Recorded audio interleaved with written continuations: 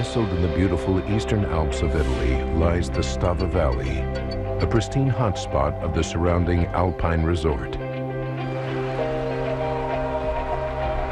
Then, a terrifying tidal wave of mud surges down the valley at more than 50 miles per hour, destroying everything in its path. 268 people perish in less than 4 minutes. Now, using advanced computer graphics, we reveal exactly what went wrong. Disasters don't just happen. They're triggered by a chain of critical events. Unravel the fateful decisions in those final seconds from disaster.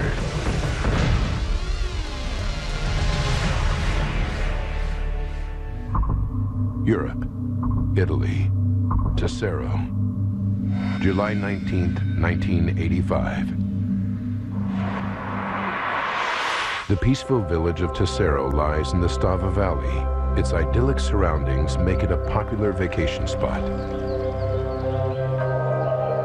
Today, visitors and locals alike are out enjoying the sunshine. 12:10 p.m. Umberto and Clemente de Florian are helping their father Lucio with his carpentry business. It was a typical summer's day. I was 15 years old, and me and my brother were going to do some work for our family business, owned by my father. They load their van and head up Stava Valley Road. 12:15 p.m. Back in Tesoro, Alma Treadle is home from work, serving the lunch that her mother prepared for the family. That day I came back. The table was laid. Everything was ready to eat. 12:20 p.m. 20-year-old Lucia Morandini is helping her father Mario in his sports shop. That day I thought that seeing as a new supply of stock had just arrived, I'd choose a present for my father because it was his birthday in a couple of days' time. It's a perfect day in the Southern Alps. But further up the mountain, there is something that makes the Stava Valley far from normal. Since the discovery of rich mineral deposits in the 16th century, Prestival Mountain has been mined. Local residents coexist with the mining companies who work the mountain for fluorite, a valuable chemical substance.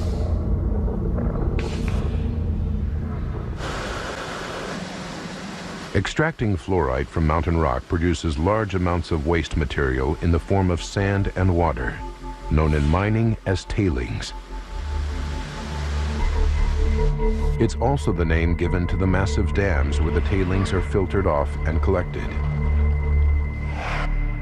There are 2 of these tailings dams in the Stava Valley, one built above the other. 12:22 p.m. Umberto, Clemente, and their father Lucio are driving up the road from Tesoro, straight towards the dams. I remember that my father was singing because the next day was the 25th anniversary of the Tesoro Choir.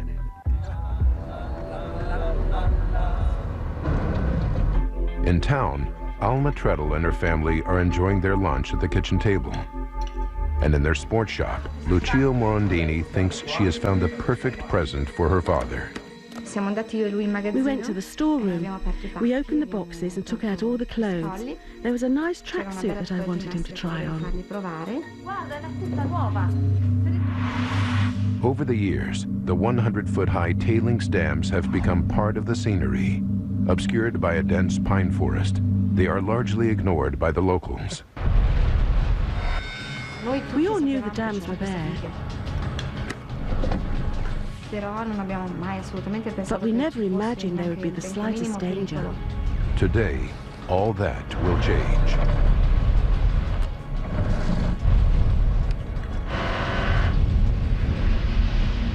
(12:22 and 55 seconds). Without warning, the dam bursts.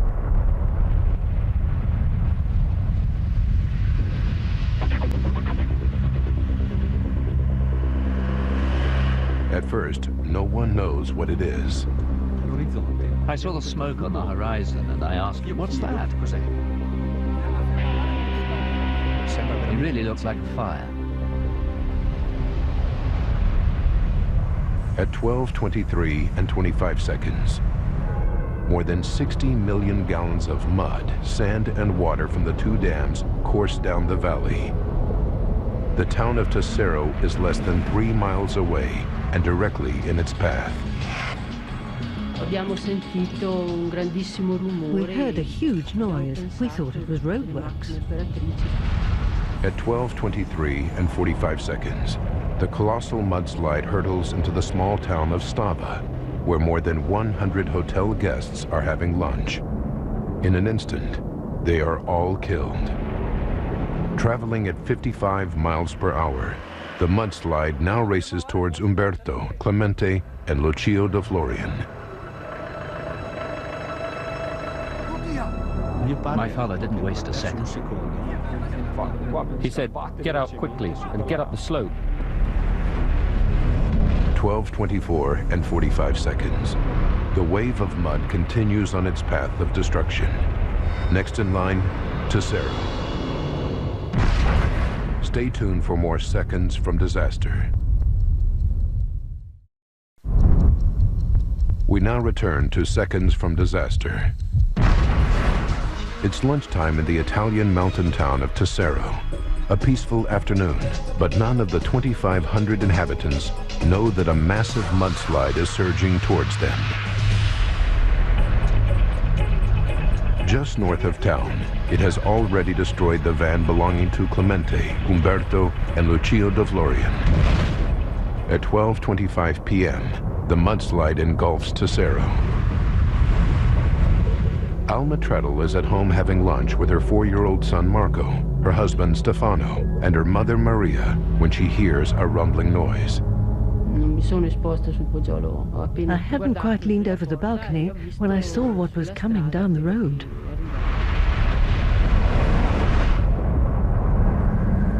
Seconds later, more than 65 million gallons of mud hits Alma's street, destroying 17 of its 25 houses. Further down the street, Lucia Morandini is working in the sports shop with her father. My father was trying on the tracksuit when we heard a huge noise. Out of curiosity, I said, "I'll just go and have a look." The devastation continues as the mudslide follows the quickest route down the mountain. Entire buildings, streets, and forests are wiped out. 12:25 and 44 seconds. The ancient bridge that has stood for 10 centuries is almost completely destroyed. Finally, 40 seconds later, it's over. The mud crashes into the valley floor, where at last it loses momentum and flows into the Avisio River. The catastrophe lasts just 3.5 minutes, but it leaves more than 3 miles of chaos in its wake. The beautiful Stava Valley has been reduced to a wasteland. Clemente de Florian narrowly escapes the mudslide by running uphill. I stopped and turned around. There was nothing left. Absolute silence. Not even a bird or a fly. Nothing. Their van is totally wrecked, submerged in mud more than 160 feet from where they left it. Clemente frantically searches for his brother and father. I heard my brother's voice calling me, and I just saw his face sticking out of the mud. I couldn't move because I was completely covered in mud. Then I saw my brother and called out to him. So I started to scrape some of the mud off him, and he immediately said, "Where's Dad?" Meanwhile, about 300 feet away, local sculptor Giuseppe Mick sees the destruction from his workshop window and races to the scene. He's one of the first rescuers to get there. I saw a figure a human figure lying, hugging a tree. When it spoke, I went closer. I recognized by the voice that it was Alma Trete. The force of the mudslide catapults Alma over her first-floor balcony, and Giuseppe finds her nearly 1,000 feet from where her home used to be. I had no idea where I was. I could just feel grass below me, and I didn't know what was happening.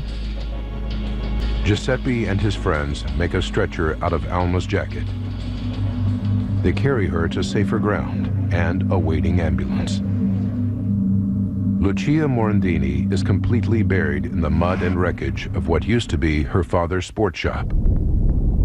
Only a small gap in the debris allows her to breathe and stay alive. I was scared I would suffocate, or die of thirst, or hunger, a very slow death, and that I would prefer to end it quickly. But I couldn't even do that. I couldn't move at all. Luckily, people hear Lucia's cries for help and dig her out of the mud. She's rushed to an ambulance and taken to the hospital.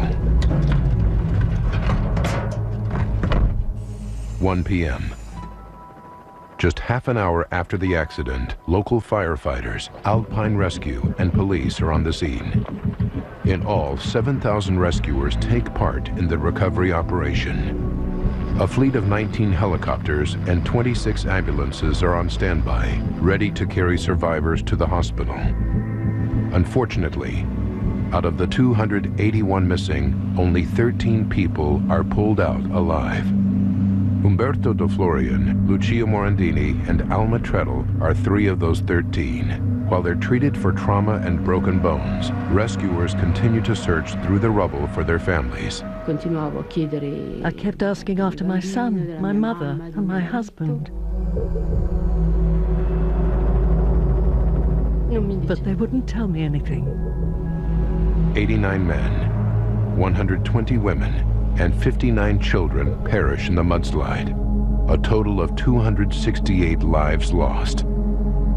Alma's husband, Stefano, her mother, Maria, and her 4-year-old son, Marco, are among them. Lucia's father, Mario, and Umberto's father, Lucio, also perish. It's one of the worst dam bursts in history. After 3 weeks, the rescue operation is over. The town of Tesero is in shock, and Italy as a whole feels a deep sense of loss. Not 1, but 2 dams have burst, and finding out why is a national priority. What caused the 2 dams to break and unleash 47 million gallons of mud on the Stava Valley? Now we rewind the events of that fateful day and go deep into the investigation to reveal what really happened. Advanced computer simulation will go where no camera can, into the heart of the disaster zone. On the day of the tragedy, the regional court launches an inquiry to determine the exact events leading up to the disaster. The investigation team is complete with mudslide experts. Using their data, we can now piece together the chain of events to find out what really caused this terrible tragedy. The immediate focus is on the 2 dams. What caused them to burst? Early claims are that the trigger was a natural phenomenon.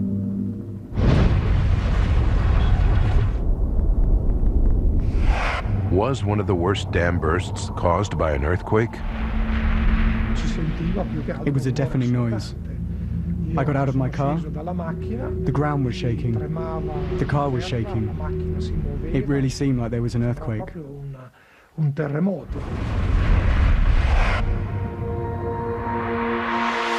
Mudslide expert Professor Richard Chandler was a consultant for the accident inquiry.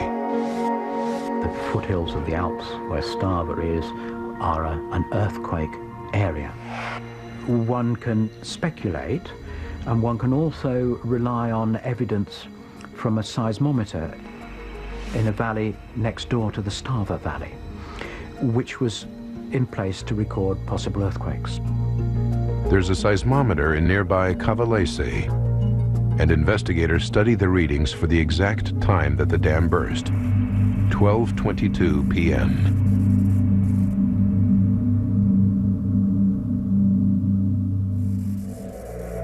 Amazingly, it shows a substantial tremor, followed by another large spike 30 seconds later. The investigation team thinks it's onto something: earthquake activity. They carry out more detailed research. Other seismometers in the region barely register the tremor, if at all. This is highly unusual. It means that the tremors were very localized, too localized to be an earthquake. The dam bursts could not have been caused by an earthquake. Investigators need a new lead. They know that the Southern Alps are an abundant source of minerals. The region is dotted with mines, and the standard practice for exposing a new rock face is to blast it. Could a controlled explosion be what they see on the seismograph? Could that have caused the dams to rupture? Professor Giovanni Tassati was an expert witness at the Stava Valley disaster trial. There were discussions about the effects of explosions being carried out at nearby mines that could have been transmitted to the area and could have been the trigger of the collapse.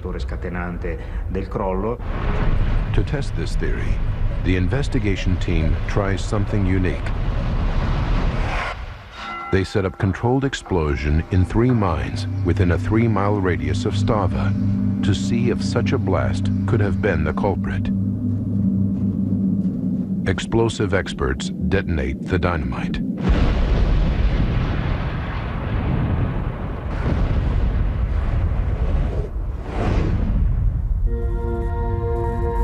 Analyzing the readings, the investigation team is baffled. The explosions barely register on the equipment. These seismographs look nothing like the one recorded on the day of the accident. Whatever caused the 2 Stava tailings dams to burst, it wasn't an underground explosion. So what did cause the 2 seismometer readings 30 seconds apart? Investigators realize that they must have been caused by the dam burst itself. They deduce that the first shock is the upper dam collapsing. The contents of the upper dam pour into the lower dam. Under massive pressure from this huge load, the lower dam also crumbles. Mud, water, and sand explode from the dam and smash into the opposite valley wall, causing the second tremor on the seismograph.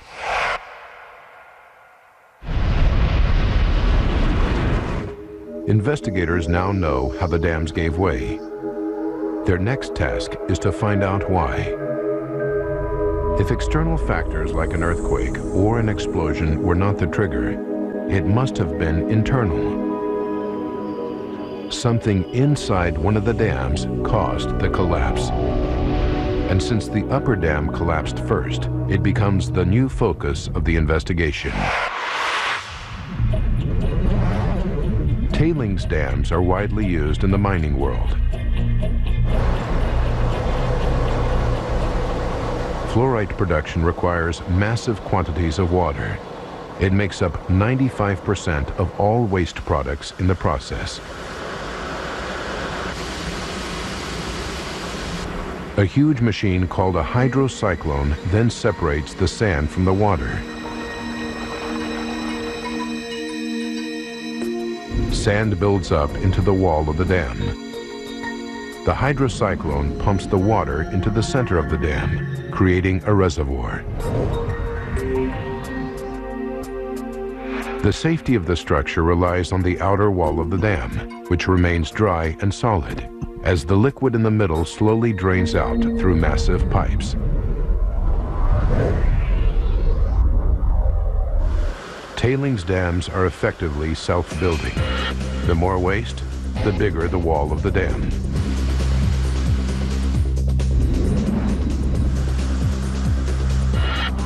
The 2 dams at Stava grew from ground level to over 80 feet high in 2 decades, dwarfing the buildings around them. Although not unusual for tailings dams, investigators decide to look into their design.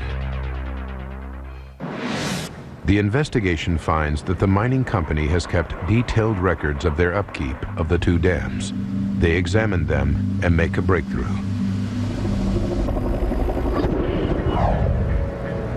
Six months before the disaster, the mining company suddenly has a problem. In January 1985, a small landslide occurs on the outer wall of the upper dam. This creates a giant hole in the wall, a 65-foot gap for water to leak out. It continues until March, when the mining company makes an emergency repair.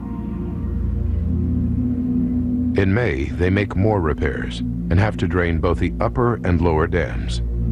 The mining company brings them back into operation on the 15th of July, 1985, 4 days before the tragedy. The investigation team focuses heavily on the upper dam. Something strange must have been going on at least 6 months prior, causing it to disintegrate. But what? The team realizes that the answer is all around them. It's everywhere. It's water. With the absence of any external forces, such as an earthquake or underground explosion, the only explanation for the collapse of the dam is through a weakening of the dam's wall, caused by the water inside it. The moment there is any significant amount of water in the face of the dam itself, then it would immediately become unstable and would collapse. One can do simple experiments on the beach with a bucket and spade and demonstrate when you add water how much less stable wet sand is than dry sand. This is the problem in this particular case. The small landslide and subsequent hole that appears in the upper dam wall 6 months earlier is proof. Water from inside the reservoir saturates the outer wall, creating the 65-foot hole. 6 months later, the whole wall caves, unleashing a wave of mud that kills 268 people. But the mystery is far from over.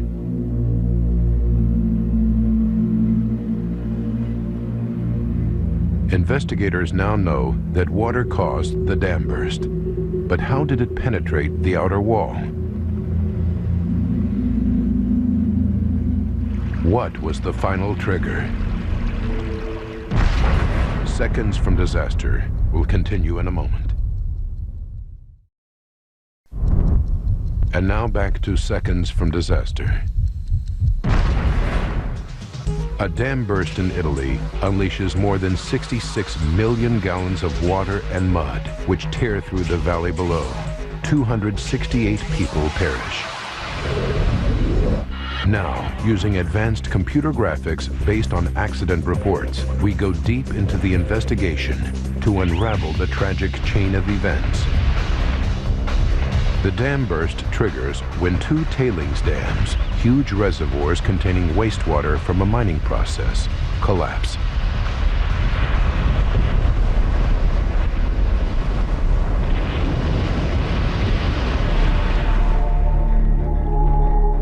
The investigation team is now certain that the upper dam caved in like a sandcastle.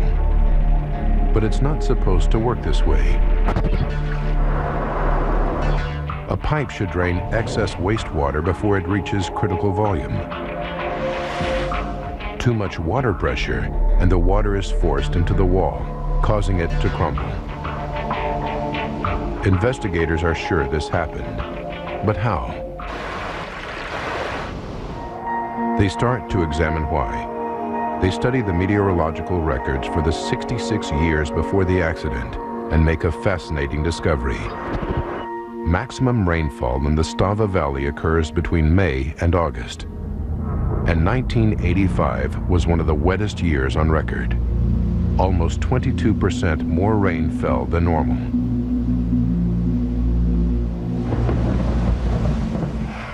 It's a good lead for the investigation team, who's sure that the record rainfall played a part in raising the volume of water. But they're not convinced that it's the only contributing factor. They know that the dams must be designed to deal with something as foreseeable as heavy rain, so they look into other reasons for a dramatic rise in water levels. Suddenly, it all seems obvious.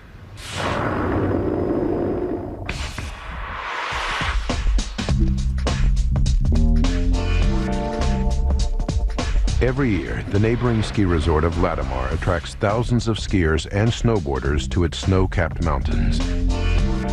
The winter before the accident had been a particularly good one for skiing. A thick snow cover grew thicker with regular snow showers. But at the end of the season, something happened that would play a significant part in the disaster only a few months later. In the spring, in the Alps, the snow that fell during the winter melts, and melts relatively rapidly in the course of a few weeks. Investigators calculate that the water levels produced by the thaw that year were higher than average.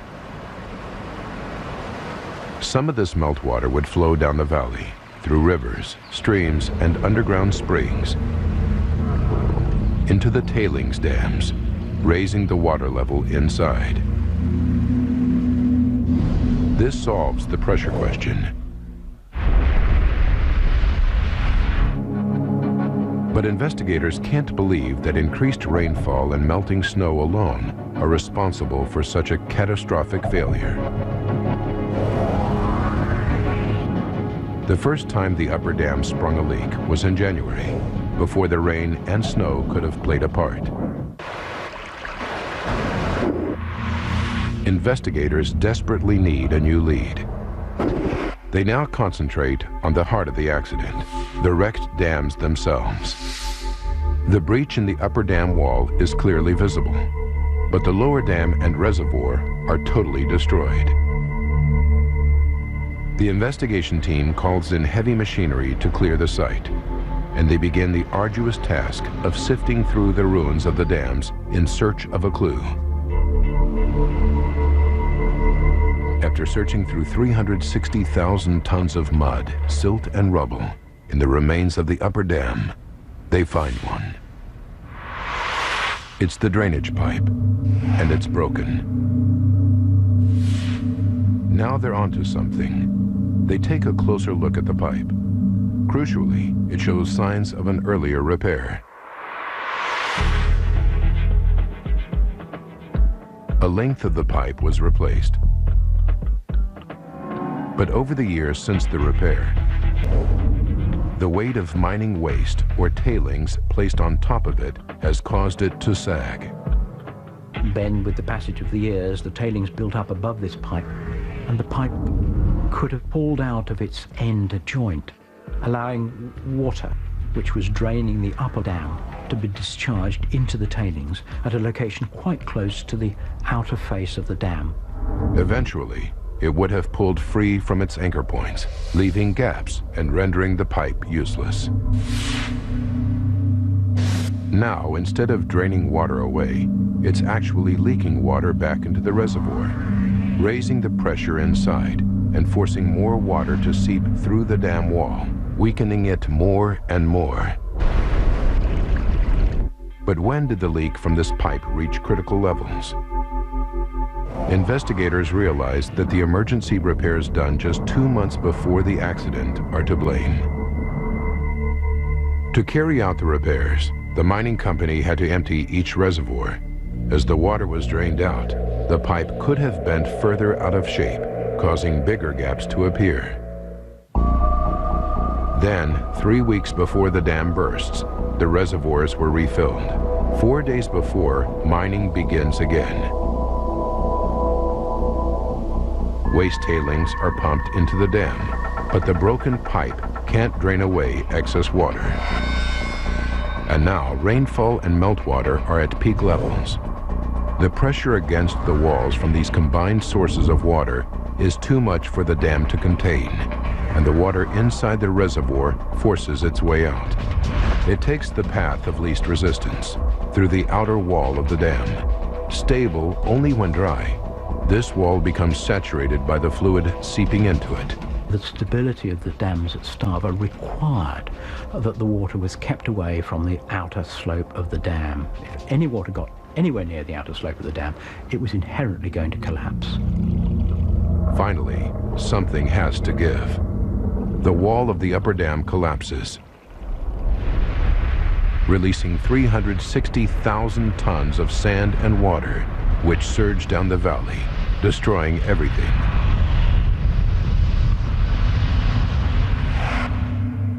But something still puzzles investigators. They've rarely seen devastation on this scale. It's hard to imagine. 268 people die. 3 hotels, 6 factories, and 53 houses disappear. This solitary tree is all that's left of a dense forest, ripped from the ground by the massive force. Stava Valley is totally destroyed, and investigators are about to discover something very unusual about the mudslide. We'll continue with more Seconds from Disaster in a moment. Seconds from Disaster now continues. A catastrophic dam burst in the mountains of northern Italy unleashes 66 million gallons of mud and water, drowning the valley below. As investigators pore over eyewitness testimonies, they begin to realize there's something very unusual about the destructive power of this mudslide. There were trees and soil flying through the air, even the roof of a house. It would have been impossible to get out of the whale. The speed of a train or a lorry or something, this devastation were felt all the way down to the small town of Tessero. What's so unusual about the reports is the speed and violence of the mudslide. From the seismometer readings, investigators calculate that the mudslide reaches an astonishing 56 miles per hour. This is more like a tidal wave. Investigators study similar natural phenomena from around the world. This is actual footage of a mudslide in Russia. Although on a much smaller scale, it's behaving in a very similar way to the dam burst in the Stava Valley, with the speed of water, but the destructive force of mud. Studying records of dam bursts like this one gives investigators the answers they're looking for. They believe they know why the Stava mudslide caused devastation on such a massive scale. But they have to travel back in time to be sure. 210 seconds before disaster, the upper dam's outer wall saturates with water, but it's still solid. Another second, and the dam breaks. The outer wall collapses with such enormous power that it registers higher on the Richter scale than normal earth tremors in this region.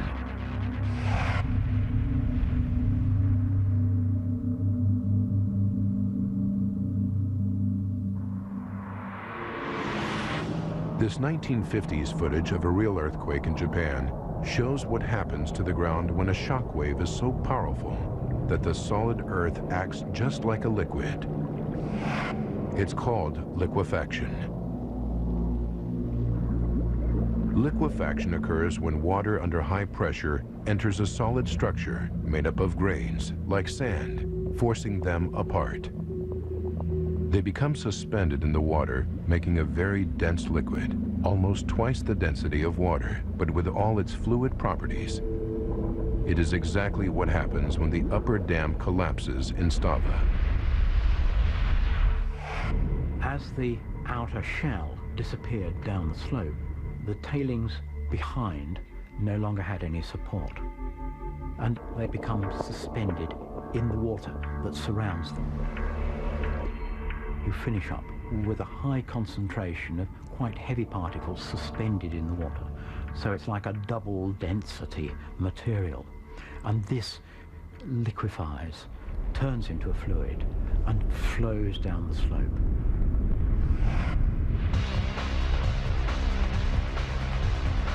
Investigators now understand the critical chain of events that caused the catastrophe.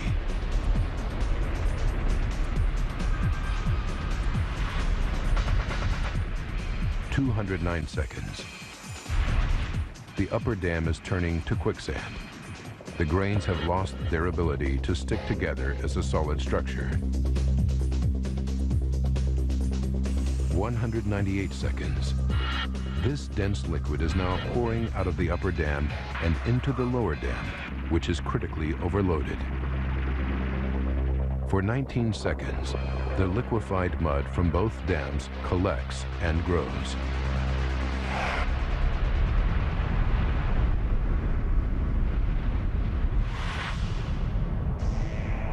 As the dams disintegrate, they throw enormous clouds of dust high into the air. It looked like smoke to Umberto, Clemente, and their father Lucio. It really looked like a fire. 179 seconds left. The lower dam reaches bursting point.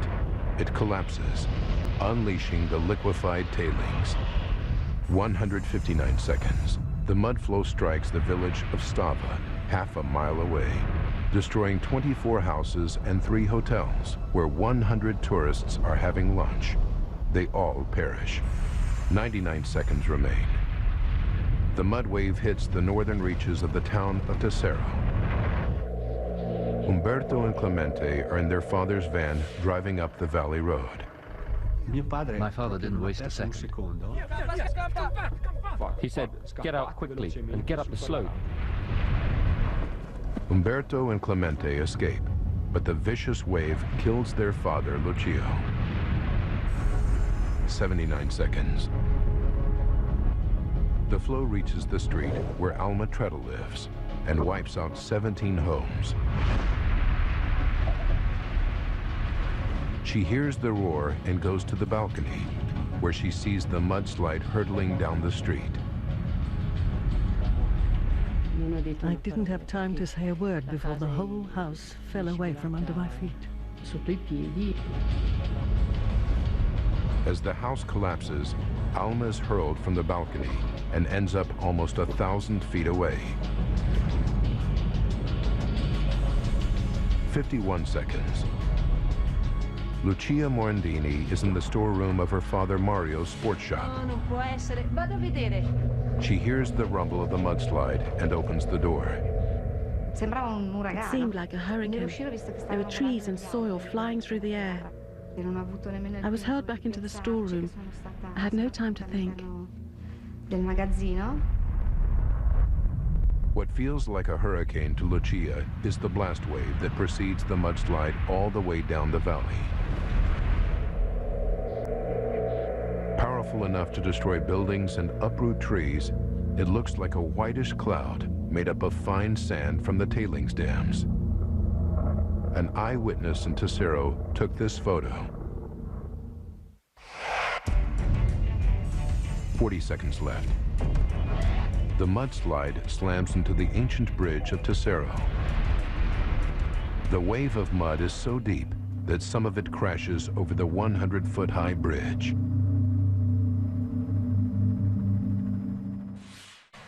In just 3.5 minutes, more than 60 million gallons of mud, water, and debris destroy an area of nearly 30 miles. Tailings dams operate all over the world. Are thousands of people at risk? Is the disaster at Stava an isolated incident? Investigators need to find out, so they turn to the maintenance records for the 2 tailings dams. Their search yields shocking results. Stay tuned. The conclusion in a moment.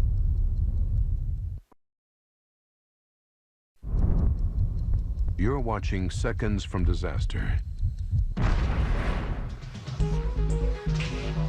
A mining dam collapses in the southern Italian Alps.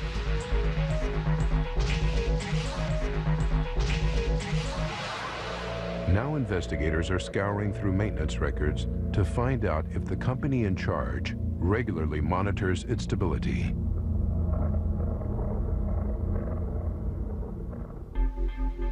In 1974, the municipality of Tessero ordered Fluormine, the company that owned the mine, to carry out inspections. Results of the tests showed that the slope angle of the upper dam was exceptionally high, and its instability was nearing danger levels. The engineer who carried out these tests was surprised that they had not collapsed earlier. This should have served as a warning. But nothing was done, the situation was covered up, and work carried on as normal. This was 10 years before the disaster. The findings prompt the investigation team to dig deeper. They discover a catalog of errors. The soil is completely unsuitable to support the dams, and the ground is too marshy to allow adequate drainage, an essential requirement for their stability. Without proper drainage, the walls can't dry out and become solid or stable.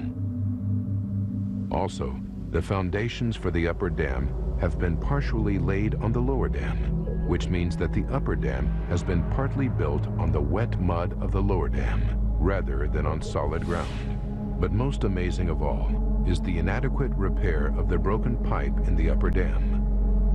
With so many problems, the mining dams were an accident waiting to happen.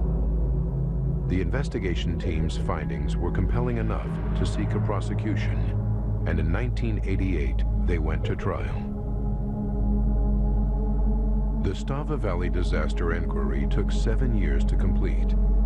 In the end, 8 people from the 5 companies that ran the mine since the building of the upper dam and 2 members of the regional council in charge of mine safety were found guilty of culpable disaster and multiple manslaughter. They were all given prison sentences, and the magistrate noted in his ruling that if 1/10 of the money spent on the trial had been invested in the safety of the tailings dams, the accident would not have taken place. Today, Alma Treadle has to live with the loss of her 4-year-old son Marco, her husband Stefano, and her mother Maria. She almost died herself, yet she no longer feels resentment towards the people responsible. I don't think it's up to me to judge these men. I'm not even going to start. I know I used to feel angry because I thought, you had the duty to make safety checks and you didn't do them. Otherwise this wouldn't have happened.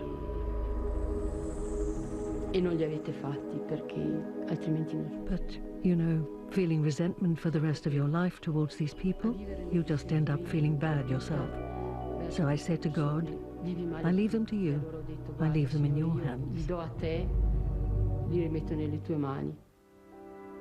After the disaster, Clemente de Florian took over his father's carpentry business.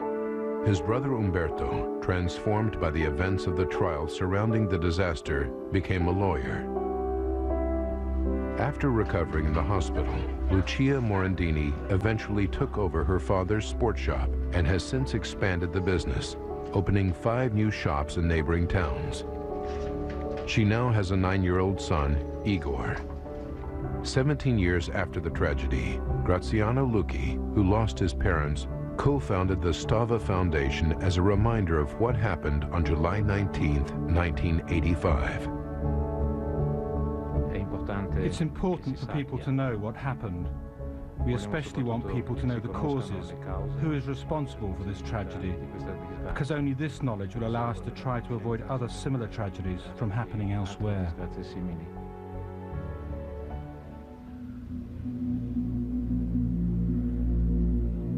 But the warnings have not been heeded.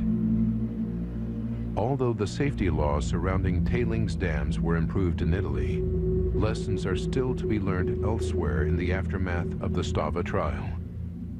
Since 1985, there have been no fewer than 33 similar accidents worldwide, 8 of them occurring in the United States. In Stava, the mine never reopened after the tragedy, but following extensive restoration, the valley has regained its former beauty. The tourists have come back, and the locals have helped each other rebuild their community and return to a peaceful, idyllic way of life.